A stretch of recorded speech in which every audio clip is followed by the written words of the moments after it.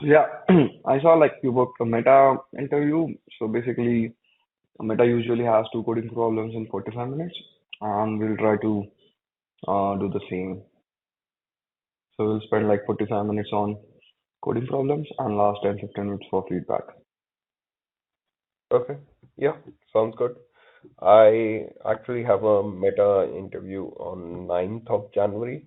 So, Understood. uh, yeah, and I'm thinking of rescheduling it, but that depends on how well I do the mocks. This is the first mock that I'm taking. Hmm. Sure. So yeah, I think like this is the problem. Like you have a head of a linked list as an input, and basically a critical point is a node in a linked list which is either local minima or local maxima. So local minima is as name suggests, is a node which has value strictly less than its previous and a next node, and local maxima is a node which has value strictly greater than its previous and a next node. Okay. And yeah, and basically as output you have to return two things. One is like minimum distance between any two critical points and the maximum distance between any two critical points.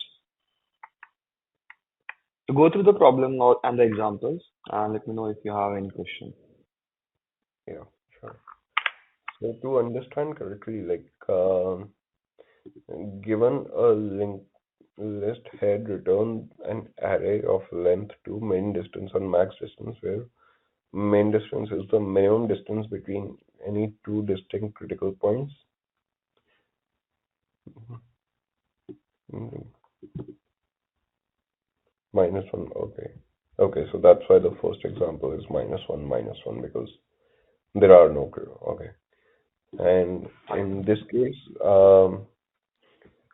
so over here, like in second example, one would be a local minima, right? Because it's lower than its element on the left and right. Exactly.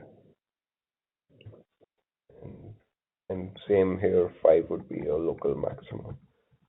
Okay. So the distance should be the minimum distances between any two distinct critical points. And so critical points are both minima and maximum, both are considered critical points. Is that correct? Right, right. So distance could be between either minima and maxima or between each other. So yeah, Okay. So distance can be between a minima and a maxima, or a minima and a minima, or a maxima and a minima, right? correct. Okay, got it. I see. And can this linked list have negative values? Mm, yeah, it can. Okay. Hmm, I see. So the one thing that is clear right off the bat is that I'll have to traverse through all the elements at least once. I'm thinking like, and I have to store the previous value in order to know uh, whether the current element I'm looking at is actually greater or smaller than the previous one. And um, I guess it should be possible to do it in one pass. For example, when I'm looking at three, I'm basically comparing Hmm. five and one and seeing if it is actually greater than both on the element left and element right. And if it is Hmm. greater than both, I'll mark it as a critical point, store its index, and if it is greater than both, again I'll mark it as critical point and store its index.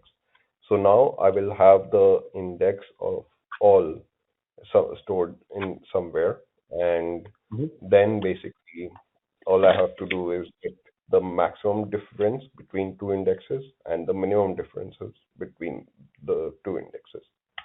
And if let's say there are no maximum or minimal, like in example one, then in Hmm. that case you can just give -1 -1. I guess that can be when the linked list is small, like just two elements, Hmm. or it can be Hmm. when it's strictly increasing or strictly decreasing values. I think yeah, that works. Oh, okay. Um, So what would be the complexity, time and space complexity of your? um, I think it would be ON, and Mhm. space complexity, I guess, would definitely be less than ON, but I'm thinking if uh, yeah, it will definitely be less than ON, but given that it can be very dynamic, I'll have to say ON. I'm sure that once I Mhm. write it, I can look into optimizing it so that it gets lower. But right now, the current approach with the current approach in mind, I think the space complexity is going to be ON. Cool. Yeah, let's write a code and then. Okay. uh,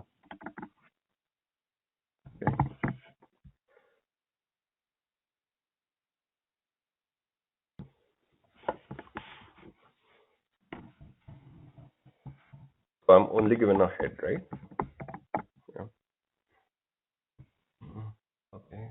So Yeah, only head of the link list. okay. Um, so looking at that, I would say that one is an array that stores all the indexes of all the critical points. So let's say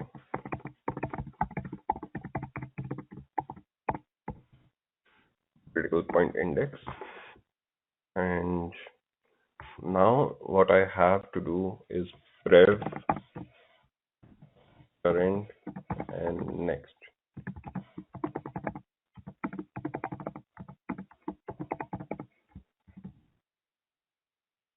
I guess I can make this the head. Yeah.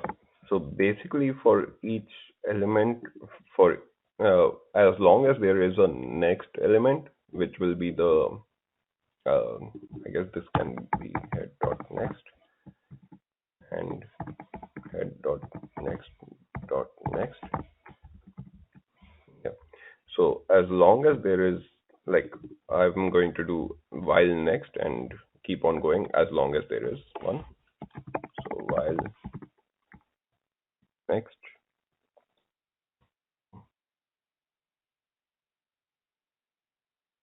and I guess I'll have to go into so, or I can just do one. Yeah. And this is the current position. I will keep incrementing it as my pointer moves forward in the linked list. And so, and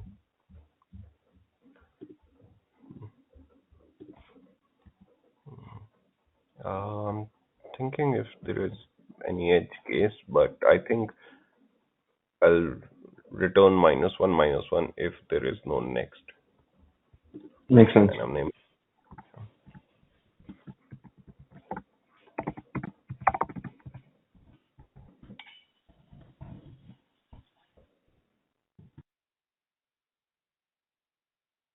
while next if.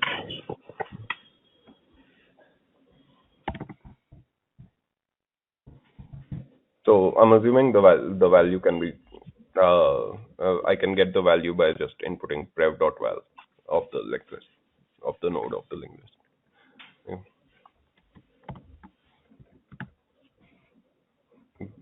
Sure, it's a valid assumption.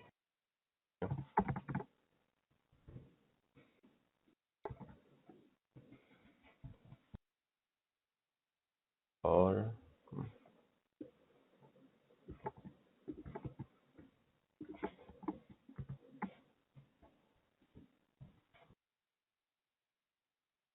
yeah, so basically either it is a local maxima or minima. I'm going to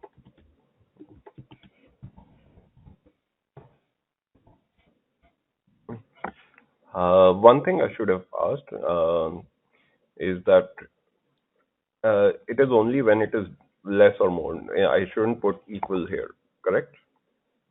Yeah, that's correct.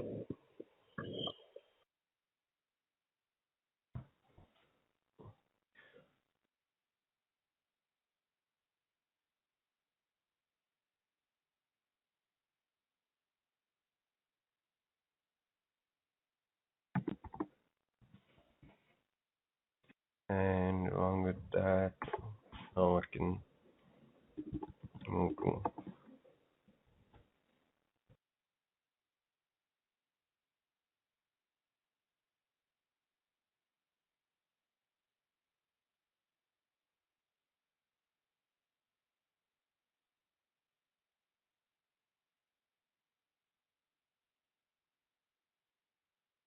yeah, so now we have moved forward and we keep going.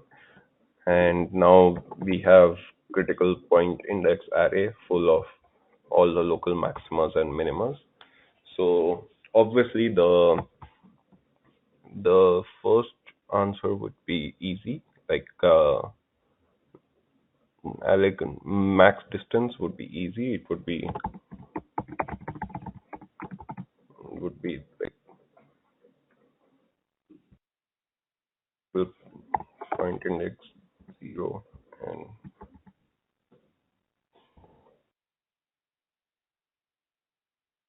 yeah, this would be the distance. Oh, and I should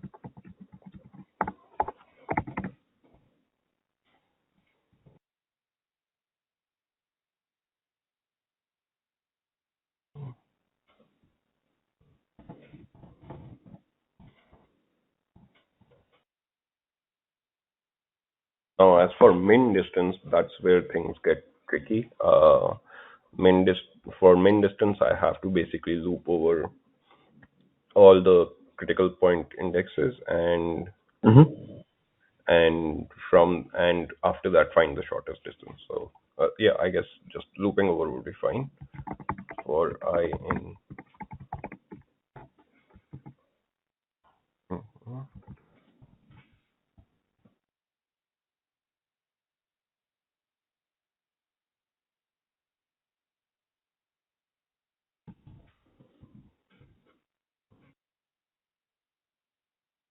Now I can just set it as max distance, and after that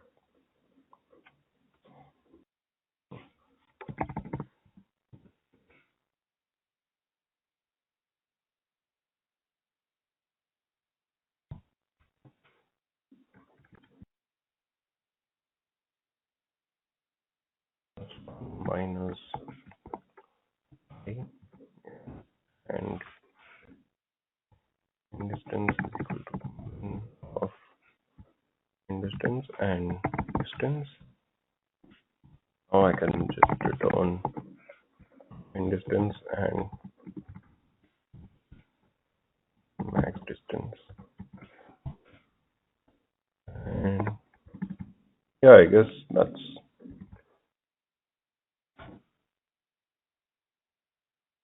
going over it, but I think I'm done. Yeah, I think that's um like going over a case. It basically loops over 1 3 2 2 2 3 7 7. So uh, because 3 is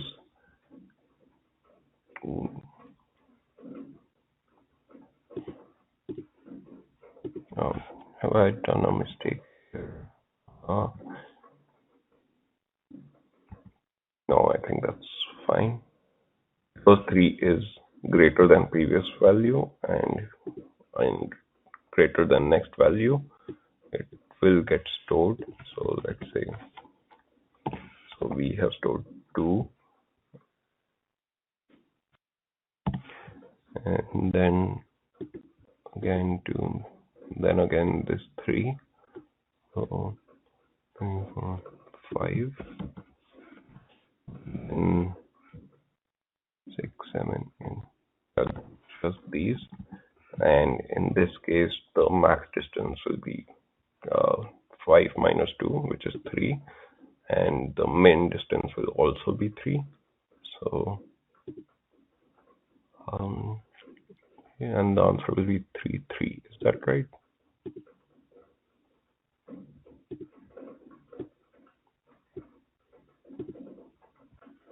2 and 2. Yeah. Yeah, I think I'm done. Oh, yes. Yeah. Like what if like linked list is empty or it does not have more than one node or something? Sorry, can you repeat? What if linked list is empty? Will there be an Oh, issue?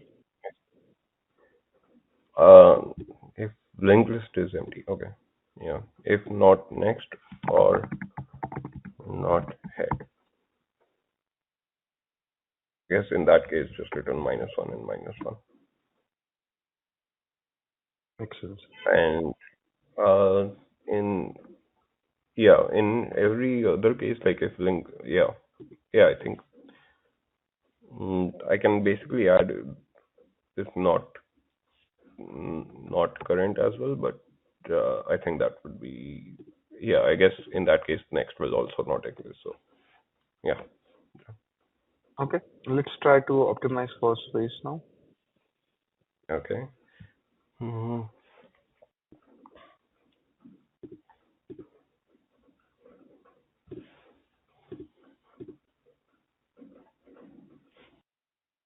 I can have basically a the first critical point that I encounter, and then the last, and then along with that, like Mm-hmm. rev, rev C and cur C. That's it.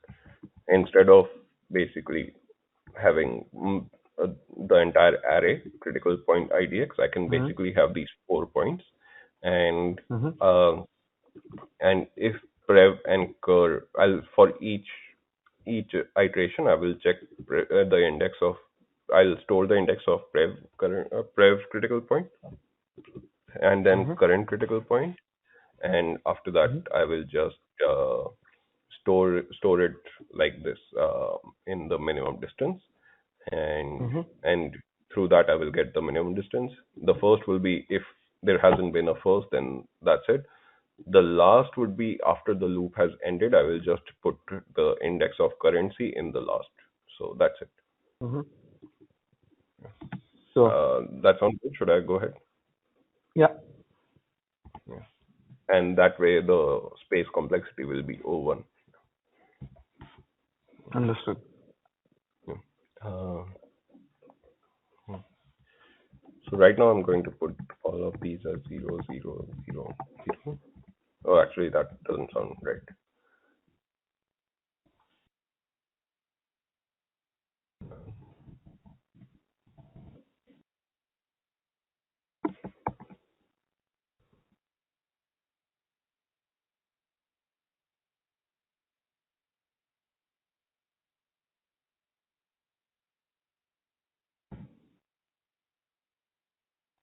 C equals to pos, and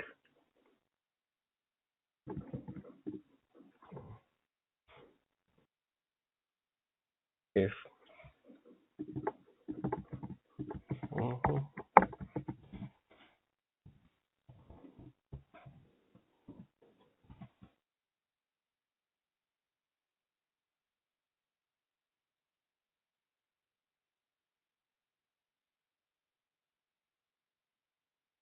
and if we have ref C, this is where I get the local minima,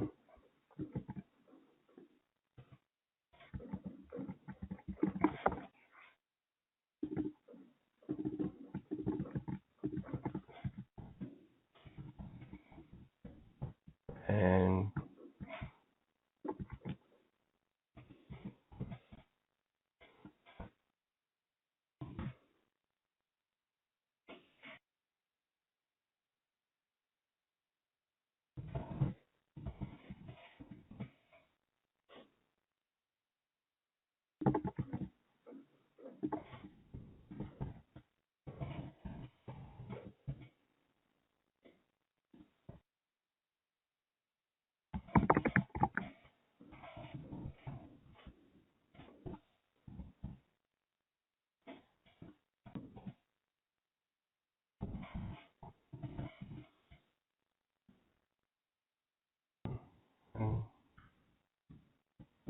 Yeah, I guess I need to initialize these values. Uh,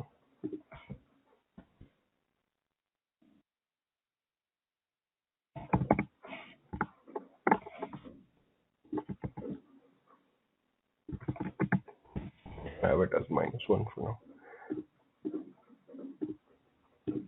Hmm.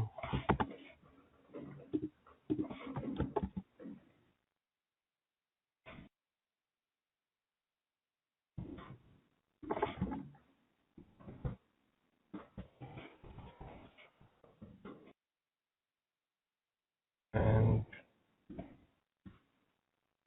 yeah, I guess last minus first. Hmm. Yeah, done.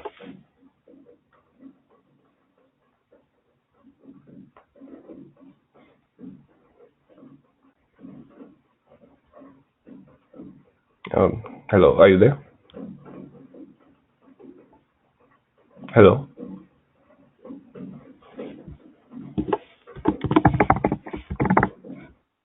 Yeah, I'm just looking at the code. Okay, okay. Sorry.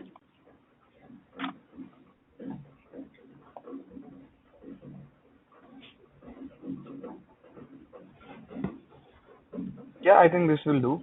Let's move to the second question. Yeah, okay, great. Yeah, I'm again pasting it on the top. sure.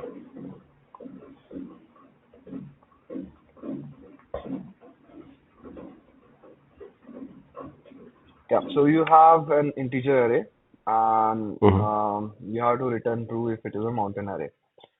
So mountain array has at least three elements and there exists an integer index I such that the array is strictly increasing till that index and array is strictly decreasing after that index.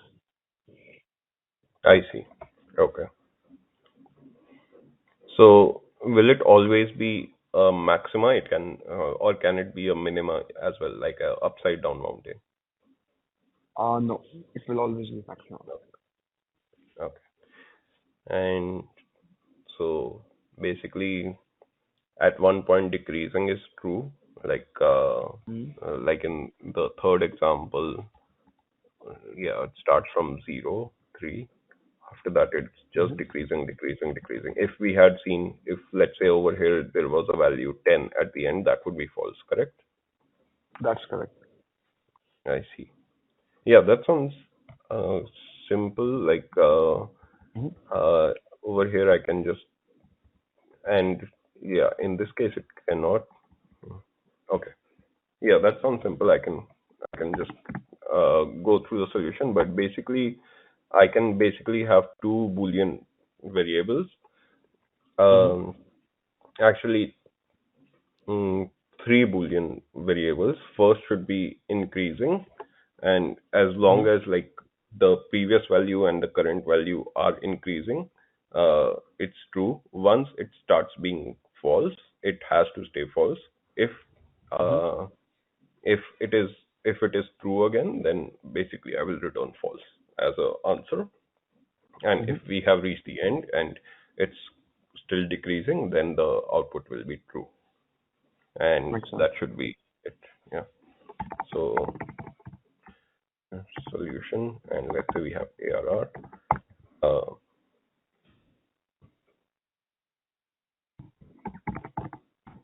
say decreasing equals, and in order to see that, I will basically just loop over,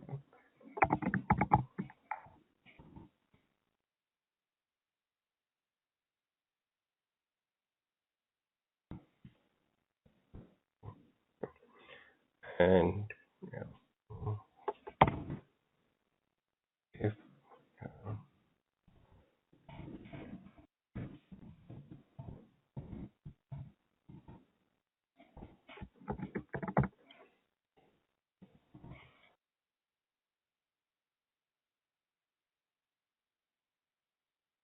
I and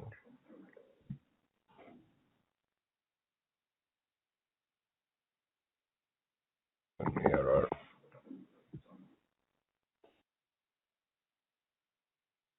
plus 1. Yeah. Mm-hmm.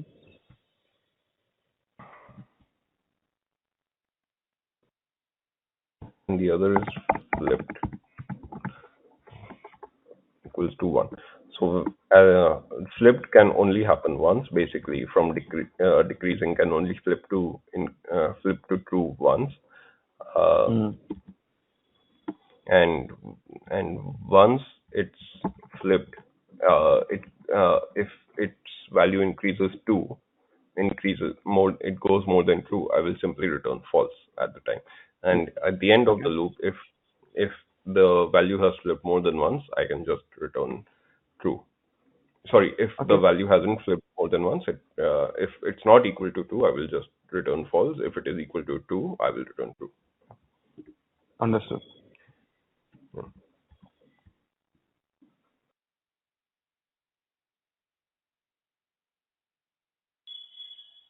Mhm.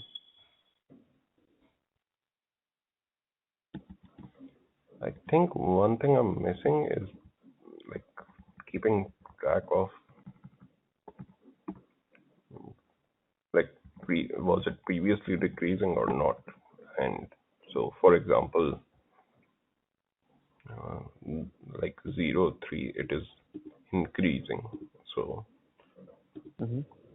mm, decreasing is false.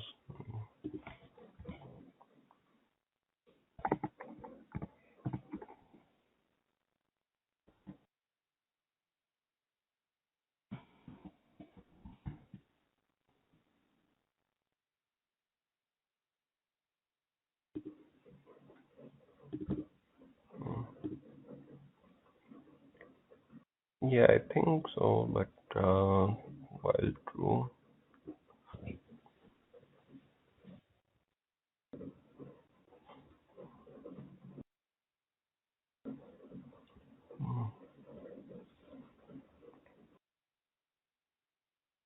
Yeah, I can actually have this.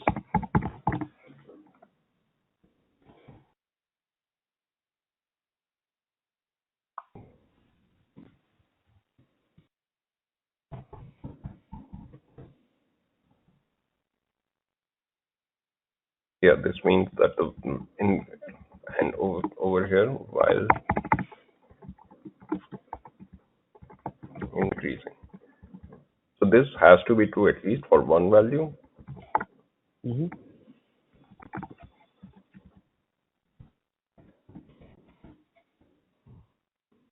Now, if I is greater than,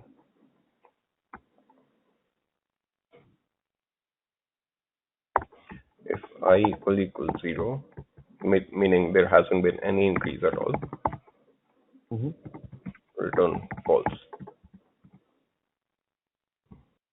And now, while not increasing, because once it has been set to false, uh, Mm-hmm. we'll again continue. And now what I have to check is if the if I equals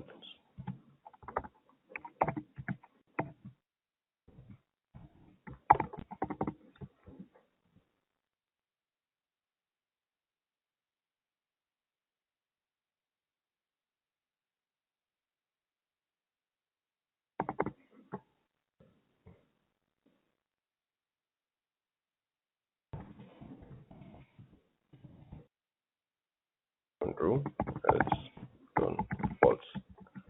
So if I has reached the end and the increasing was false till the end, it means that we have passed the case and it's true.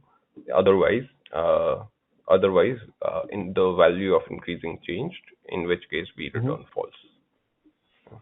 And yeah, so basically we cover all our bases. Okay. And I think over here it can be an index error. So just for that, if I equals ARR, yeah, just one edge case where this can actually keep on increasing till we reach the end of the array. Do you want to go through the example number three for you on your code? Yeah, so something. So, so 0, 3, 2, 1, we have increasing equals false. Uh, and first we go through this loop. ARR I is less than ARR I plus 1. So a But you won't 0. go into that, right? Because increasing is false. Oh, sorry. It should start with true. Sorry. Okay. Uh, yeah. Uh, yeah. Basically, 0 and 3. And Mm-hmm. if we start from here, and then we reach 2 when I is 1. So we compare 3 and 2. Given that that is false, we Mm-hmm. we exit. Then we check if I equal to 0, which is not the case. So we move on to this. It is not at this point increasing is false. So as Mm-hmm. long as the value of I is less, that means the value of I here is 2. We check again the same situation, and because increasing is false, again we increment I, and Mm-hmm.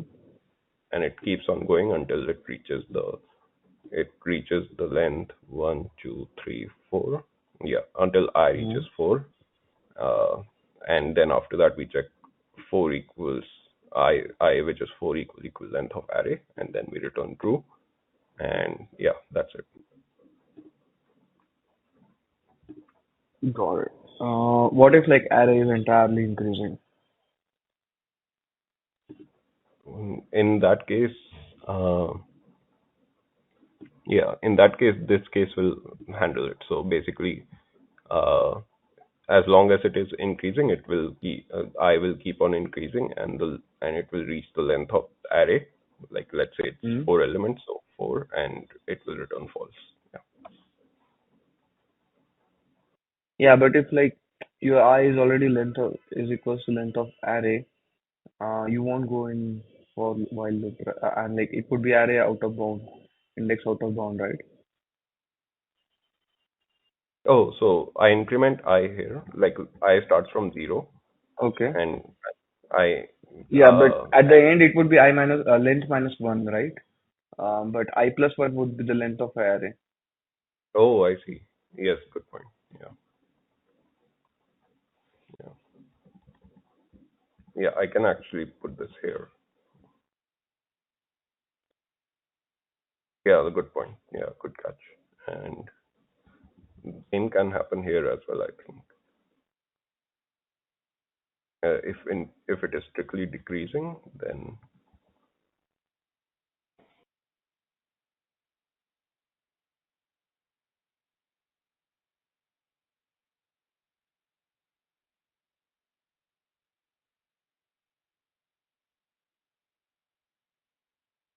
I equals.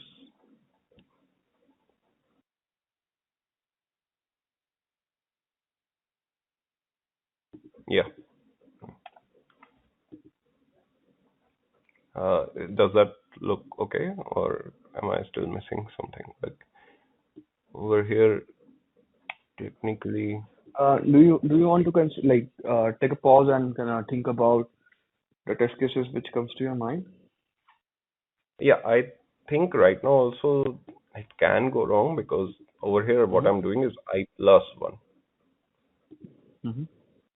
I'm actually thinking that instead of that, I can just go for I minus 1 and I here, and start I with 1 here. And what would happen in that case? In that case, I would be able to just,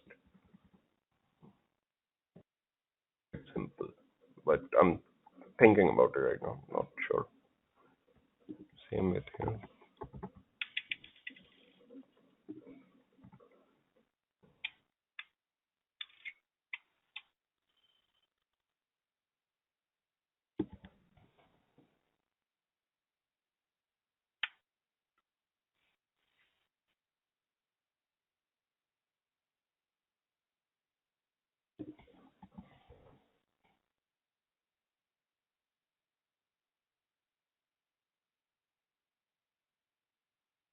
Yeah, so let me just go over uh, 1, 2, 3, 4, as well as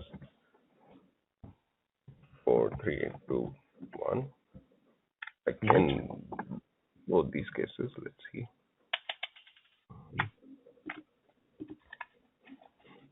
Hmm. So increasing is true, and after that,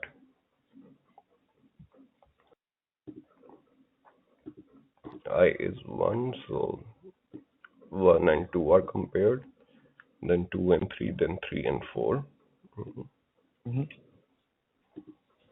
And I keeps increasing uh, if I equals, which does happen at 4. So, Mm-hmm. so yeah, so in case of strictly increasing, it works. Uh, Now, in case of strictly decreasing, we actually skip through this part and Mm-hmm. we check, oh, I see. And yeah, over here it should be 1, I equal 1, return false. And Mm-hmm.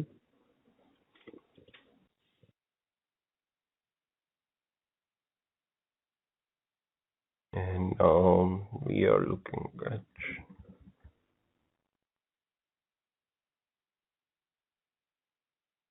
yeah, I think it's fine.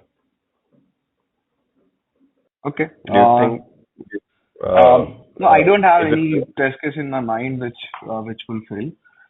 But yeah, Okay. I would like you to think about test cases which comes to your mind for this problem and the code. Okay.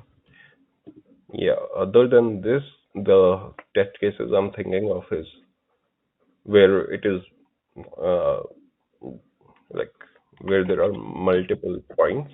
So 1, 2, 3, 4, 5, and then again 1, and then 9. So Mm-hmm. so in case like there's still 5, it is everything will be fine. Mm-hmm. Uh,